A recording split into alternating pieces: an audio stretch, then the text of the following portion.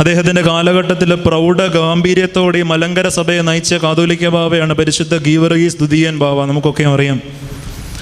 ഗീവർഗീസ് ദുതിയൻ ബാവയെ കാണാൻ വേണ്ടി ഒരാൾ അടുക്ക ചെന്നപ്പം ബാവ തിരുമേനി അദ്ദേഹത്തോട് ചോദിച്ചു, സഭ ആരുടേതാണെന്ന് ചോദിച്ചു. ആരുടേതാണ് സഭ? തിരുമേനിയുടെ ഗാംഭീര്യമേറിയ ശബ്ദത്തിൽ ആ ചോദ്യം വന്നപ്പോൾ അദ്ദേഹം അല്പം ഭയത്തോടും പേടിച്ചും പറഞ്ഞു, തിരുമേനി, സഭ ദൈവത്തിൻ്റെതാണ്. സഭ ആരുടേതാണ്? പിന്നെയും പേടിയാണ്, പറഞ്ഞ ഉത്തരം തെറ്റിപ്പോയോ എന്നൊരു സംശയം. തിരുമേനി, സഭ അങ്ങയുടേതായിരിക്കും, കാതോലിക്ക ബാവയുടെ. തിരുമേനി പറഞ്ഞു, സഭ എൻ്റേതാണെന്ന് പറയാൻ പറ്റണം.